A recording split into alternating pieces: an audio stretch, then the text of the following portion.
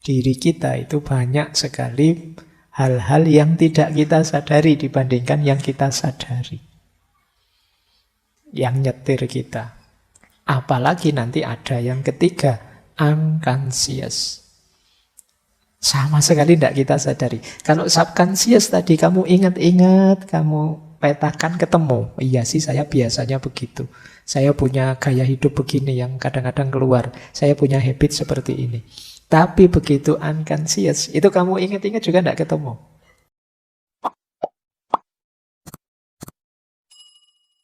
Assalamualaikum warahmatullahi wabarakatuh. Ini teori yang mungkin sering kalian dengar. Ada kesadaran namanya conscious.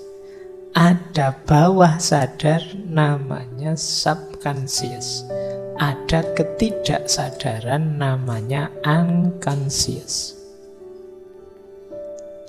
Ya, sadar itu berarti yang saya lakukan, saya pikirkan, saya katakan secara sengaja. Sadar, serius dan sengaja. Kalau subconscious, segala yang tidak kelihatan, jadi tidak berada dalam kesadaran saat ini, tapi dia akan muncul kalau ada pemicunya. Dan biasanya munculnya tanpa kita sadari, makanya disebut subconscious. Misalnya apalah, kebiasaan-kebiasaanmu. Misalnya kamu setiap kali minum selalu saja diputer, misalnya tutupnya. Ini kan kebiasaanmu. Itu kan kamu tidak sadar. Tapi kalau mau disadari bisa. Itu yang disebut subconscious. Ada enggak yang kalau minum enggak mau dari ujung sini, tapi diputer, khawatir bekasnya orang, diputer terus minumnya gini. Dan itu kebiasaanmu yang kamu enggak sadar. Keluarnya selalu begitu. Itu kan namanya enggak kamu sadari, tapi kalau mau kamu sadari bisa. Kamu ingat-ingat, iya ya saya itu kalau minum selalu begini. Misal. Ini namanya subconscious. Saya itu kalau dimarahi selalu saja terus di kamar, nutup kamar, nyepi, menyendiri gitu. Itu kamu tidak sadar. Begitu. Tapi kalau diingat-ingat bisa. Ini namanya subconscious. Kalau conscious itu yang kelihatan tiap hari, pikiranmu, kata-katamu. Kebiasaan-kebiasaan rutin itu biasanya subconscious. Nah, jangan dikira subconscious itu sedikit, justru jauh lebih besar.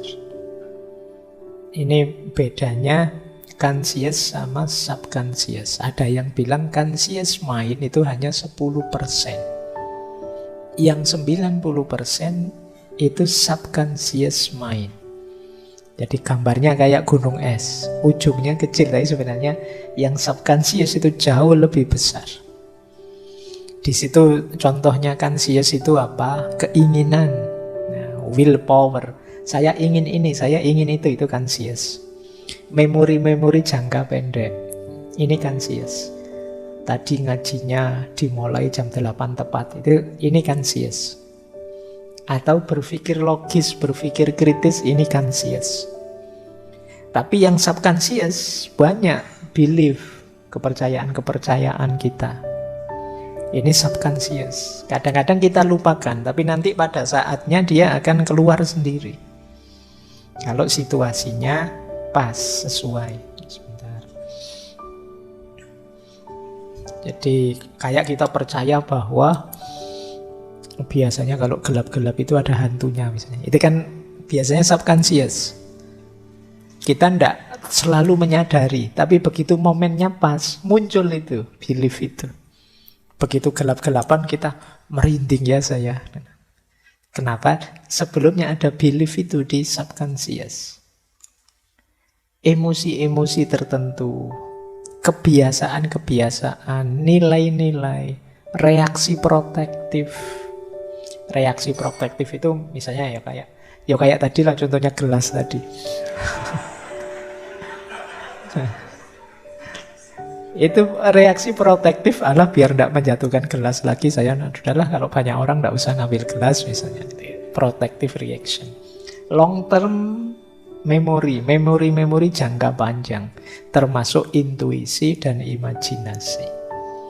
Ini masuk subconscious, ketidaksadaran. Jadi diri kita itu banyak sekali hal-hal yang tidak kita sadari dibandingkan yang kita sadari, yang nyetir kita. Apalagi nanti ada yang ketiga, unconscious. Sama sekali tidak kita sadari. Kalau subconscious tadi kamu ingat-ingat, kamu petakan, ketemu. Iya sih, saya biasanya begitu. Saya punya gaya hidup begini yang kadang-kadang keluar. Saya punya habit seperti ini.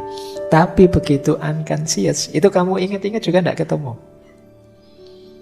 Dia dalam situasi sangat khusus akan muncul. Ini orang menyebutnya level 8 yang paling dalam. Punya trauma-trauma apa. Anak ini biasanya kalem sekali, tiba-tiba ketika marah begitu mengerikannya. Nah, ini mungkin ada sesuatu di timbunan bawah sadar paling dalam, sisi unconsciousnya. Atau anak ini loh, kuliah tidak lulus-lulus, tapi begitu lulus jadi dosen luar biasa tiba-tiba. Nah, itu mungkin kemarin terpendam, itu sekarang keluar. Kemarin ada di level unconscious, sekarang pinternya kelihatan. Dia sendiri kemarin tidak sadar juga kalau dia sepinter itu. Nah, ya kayak kalian kan sering bilang, wah mungkin saya ada bakat terpendam, Pak. Ya namanya terpendam kan tidak ketahuan. Kalau ketahuan namanya bukan bakat terpendam. Nah, ya mungkin ada yang terpendam sampai besok tua itu. Mungkin masih ada bakatmu yang terpendam ya sampai tua, namanya. Nah, ini level unconscious, ketakutan-ketakutan tertentu, itu unconscious. Kita sendiri mungkin tidak sadar kita punya ketakutan itu. Jadi 10% conscious, 90% subconscious.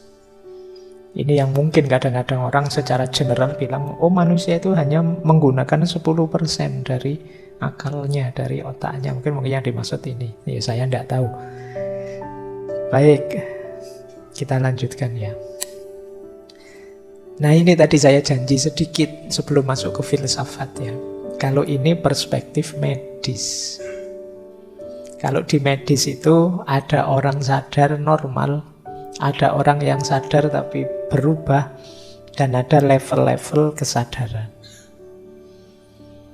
Saya baca saja ya sekilas, nanti teman-teman kalau ingin tahu lebih dalam ke rumah sakit saja. Yo, karena ini medis ya. Kalau normal ya seperti kita ini normal. Nanti kalau kita ngantuk sekali tidur, itu kesadarannya berubah. Normal sih tapi berubah. Mimpi, kena hipnotis, itu berubah kesadarannya. Minum obat tertentu berhalusinasi, kesadarannya berubah.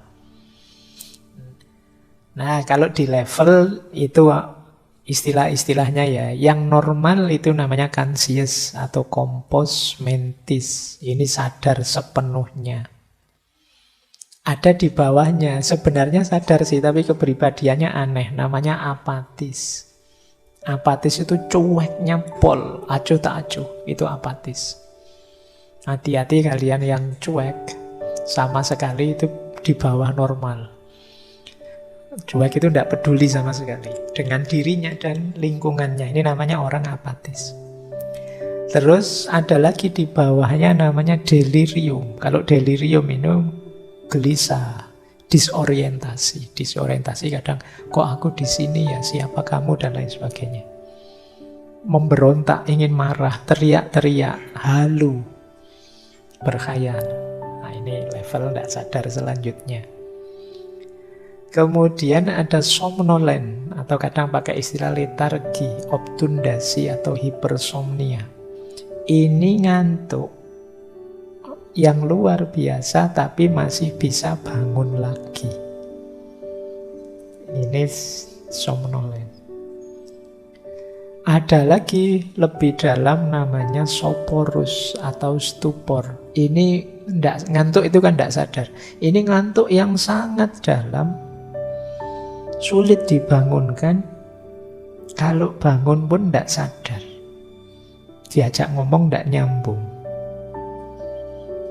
Ini soporus atau stupor. Ini sudah mulai harus di rumah sakit kalau sudah ini. Iya. Karena setelah itu ada namanya semi koma. Semi koma itu orangnya tidak bisa merespon lagi, sudah tidak bisa dibangunkan, tapi kornea mata, pupilnya itu masih respon. Puncaknya koma, sudah tidak sadar sama sekali. Dia apa-apain juga tidak respon, disakiti juga tidak respon. Ini koma. Ya, setelah itu pasti titik. Ya kalau titik selesai berarti. Itu ya level-level ketidaksadaran ini untuk wawasan saja. Kalian bisa cek di wawasan-wawasan medis tentang ketidaksadaran.